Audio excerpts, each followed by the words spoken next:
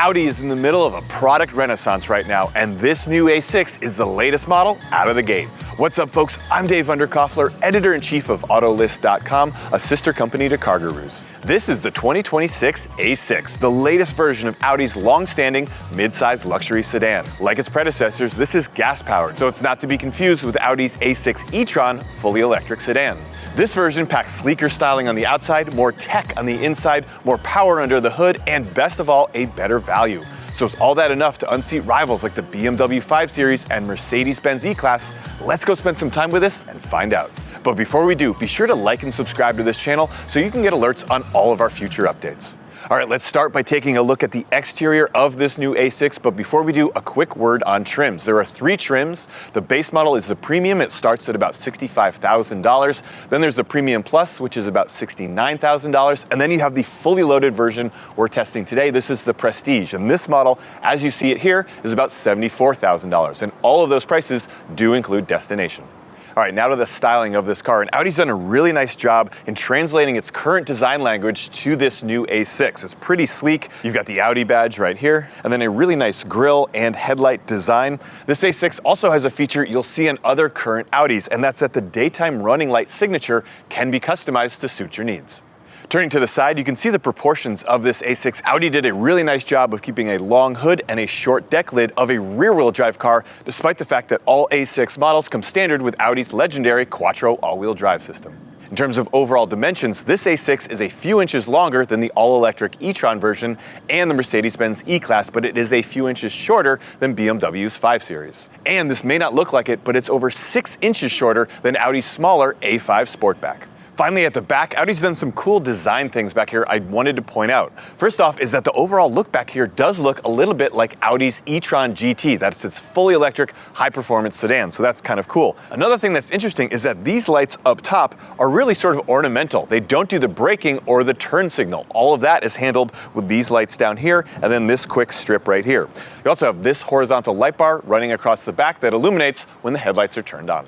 All right, taking a look under the hood, this is another area in this new A6 that gets better. This is a 3-liter turbocharged V6 engine, makes 362 horsepower and 406 pound-feet of torque. That's a bump of 27 horsepower and 37 pound-feet of torque over the outgoing A6. What's better is that this will now do 0 to 60 in 4.5 seconds. That's pretty quick and certainly faster than the 5.1 second time of the previous version. All that power is routed to all 4 wheels via Audi's Quattro all-wheel drive system, thanks to a 7-speed dual-clutch transmission. In terms of fuel economy, it's rated at 20 miles per gallon in the city, 29 on the highway, 23 overall. All right, now to the interior of this new A6, and it's a bit of a mixed bag, but let's start with the good stuff first. There are a lot of screens.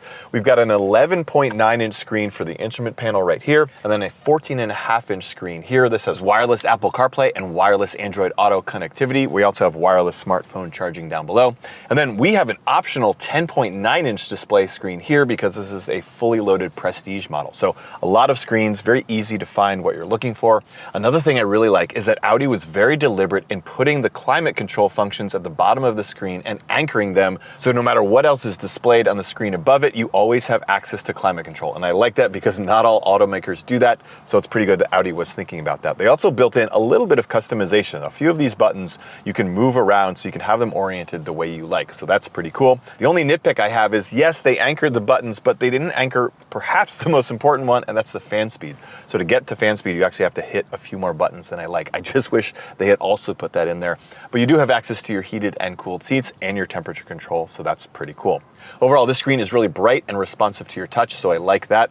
I also like that Audi built in a physical volume knob down below. If you've seen our videos before, you know that I hate touching screens or looking for a touch-sensitive panel, so I like that that's a physical button. One other thing is that Audi listened to customers who were complaining about touch-sensitive buttons on the steering wheel. We are in an early production model, so it still has the touch-sensitive buttons, but on nearly every A6, including the ones you're probably going to find at your local dealer, these have now been replaced with rolling knobs on either side, so you would scroll through or turn up the volume, and then you can push to select. So I like that Audi is listening to complaints, and they've made this section better. So that's all the good stuff. A couple of other things I don't love is the materials in this cabin, while nice, are not quite up to par on a $74,000 car. The main offender is this section right here. This is a lot of flat plastic. It's also piano gloss, so it's gonna smudge pretty easily with fingerprints. It just looks a little too cheap. I don't love that.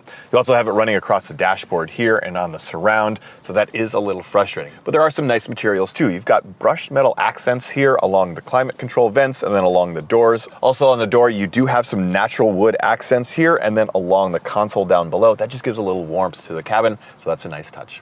Another feature I want to point out is this panoramic roof. This is a standard feature on all trims of the A6, and it doesn't open, which is a little frustrating, but it does change from clear to opaque. So there, it's clear. You can sort of see the animation. You can also push it and it will give you these different patterns, and then you can close it back. So that's a nice touch, but if I had it my way, this would actually be a moonroof or a sunroof that physically opened. All right, now let's take a look at space in the rear seats. If you've seen our videos before, you know the drill. I put the front seat to where I would have it if I were sitting up there. I'm 6'1", so basically I'm sitting behind myself, and I've got a good amount of room. It's pretty comfortable back here. My legs, my knees, my feet, everything's got space. Headroom is great. Headroom is up by about 2 inches over the previous A6 thanks to this new panoramic roof design, so that's pretty cool.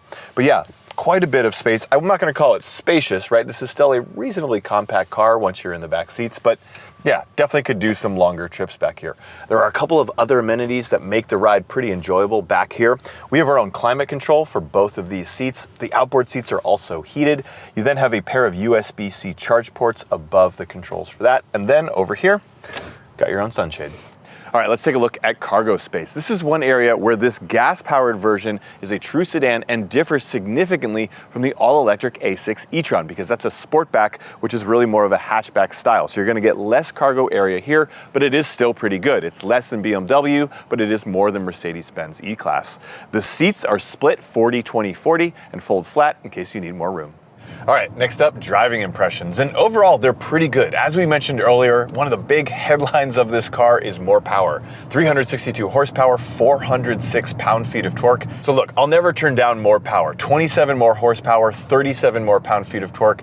You do feel a little bit more of the torque from a dead stop. That's nice. But if you've driven an earlier generation A6, this isn't gonna feel fundamentally different from those cars. Audi just made what it was already working for it just work a little bit better. As Audi has been doing for years, this has different drive modes. If you have it in the normal default setting, which is balanced, the car doesn't feel slow or sleepy, but it is a little sort of docile. You're gonna really wanna turn it into the dynamic mode. That's where everything sort of speeds up, heats up, and really gives you that full breadth of power that Audi added for this generation. One thing to note is that Audi is not making the more performance-oriented S6 version of this car, but they are adding certain options that you can include to give it more of that performance feel. And one of those is four-wheel steering. We don't have it on this car, but do consider it if you are looking for something a little more spicy.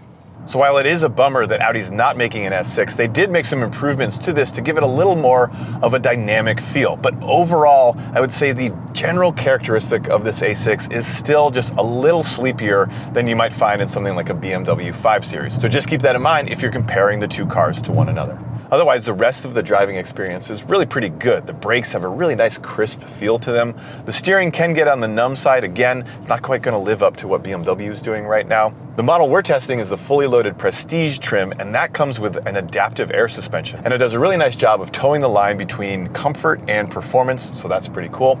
I also love the visibility out of this car. Many cars today, the visibility is getting worse and worse, but out here, you can see really well. This A pillar in front of me is really thin. That's nice. The B pillar is actually also surprisingly thin. So yeah, great command of the road. And finally, Audi said it made a lot of improvements to the road noise and wind noise that were coming into the cabin. And this car is certainly quiet, but honestly, I can't tell that much of a difference between this generation A6 and the previous one. It's not like the previous one was loud. So overall, yes, definitely a refined luxury experience in this new version. All right, folks, there you have it. Our review of the completely redesigned 2026 Audi A6. Pros? Well, we love the exterior styling. It's sleeker and definitely maintains the rear-wheel drive proportions despite being all-wheel drive. And this A6 gives you more of everything. More power, more tech, and more amenities, all at a better value. And that's hard to beat. Cons? Well, from some angles, it's pretty hard to tell this A6 from the smaller and cheaper Audi A5. And as we pointed out earlier, the interior has some bits and some materials that just feel too cheap for the $74,000 price tag of this model. And finally, the driving dynamics can feel a little numb when compared to some of its competitors. But overall, we do like this A6. We think Audi has made some smart and careful updates to keep the A6 faithful happy. But whether these updates are enough to pull buyers out of rival Mercedes and BMW models remains to be seen. So for reviews or listings of this A6 or anything else you're shopping for, new or used, be sure to check out CarGurus.com. And we now have a podcast called The Driveway. It features yours truly and the rest of our great content team. Be sure to check it out wherever you get your other favorite podcasts. And before you go, be sure to like and subscribe to this channel so you can get alerts on all of our future updates. We'll see you out there.